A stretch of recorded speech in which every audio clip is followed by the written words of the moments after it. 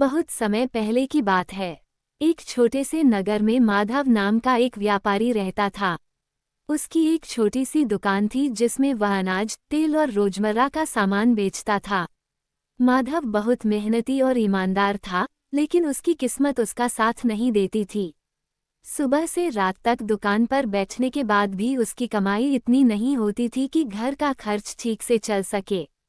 कई बार तो ऐसा होता कि पूरा दिन बीत जाता और दुकान पर एक भी ग्राहक नहीं आता।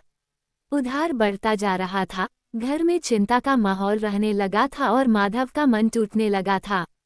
उसकी पत्नी अक्सर उसे समझाती कि भगवान पर भरोसा रखो, एक दिन सब ठीक होगा, लेकिन लगातार नुकसान देखकर माधव का विश्वास भी कमजोर पड़ने लगा था। एक दिन बहुत निराश होकर वह नगर के पुराने विष्णु मंदिर में गया। मंदिर शांत था, शाम का समय था और वहां केवल एक छोटा सा घी का दीपक जल रहा था।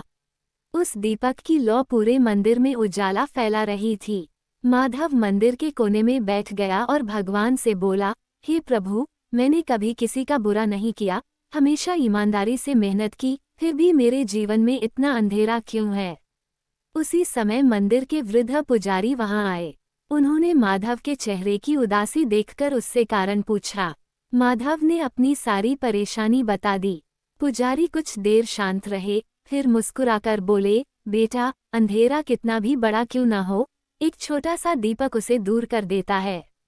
कल से तुम अपनी दुकान खोलने से पहले उसे साफ करना, भगवान को प्रणाम करना और श्रद्धा से एक दीपक जलाकर दिन की शुरुआत करना। लेकिन याद रखना, दीपक केवल तेल और बाती से नहीं जलता, उसके साथ मन में विश्वास और कर्म में सच्चाई भी होनी चाहिए। अगले दिन सुबह माधव जल्दी उठा। उसने अपनी दुकान को अच्छी तरह साफ किया।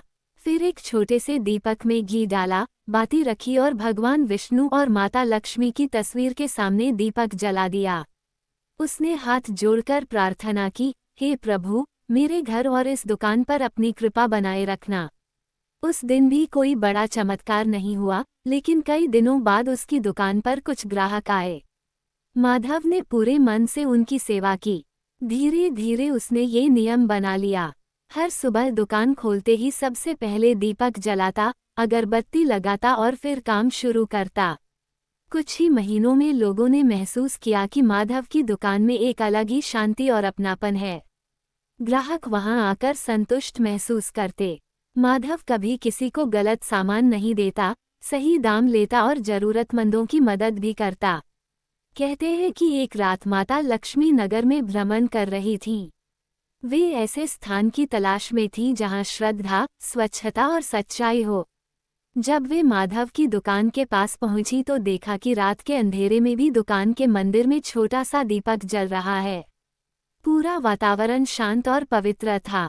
माता लक्ष्मी प्रसन्न हो गईं। उसी रात उन्होंने माधव को स्वप्न में दर्शन दिए और कहा, जहां प्रकाश, श्रद्धा और ईमानदारी होती है, वहां मैं स्वयं निवास करती हूँ। तुम्हारा दीपक केवल घी से नहीं, बल्कि तुम्हारी भक्ति और सच्चाई से जलता है। अगली सुबह से माधव का जीवन बदलने लगा।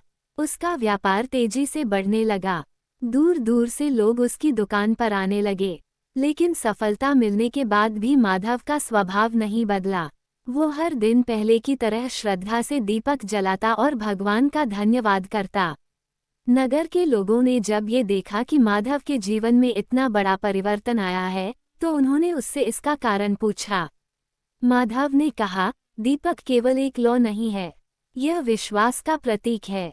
जब हम भगवान को याद करके अपने काम की शुरुआत करते हैं, तो मन में सकारात्मकता आती है और काम में बरकत होती है। धीरे धीरे पूरे नगर के व्यापारियों ने अपनी दुकानों में दीपक जलाना शुरू कर दिया। तभी से यह परंपरा चली आ रही है कि लोग दुकान या व्यापार शुरू करने से पहले भगवान के सामने दीपक जलाते हैं, ताकि उनके जीवन और व्यापार से अंधकार दूर हो और सुख समृद्धि बनी रहे।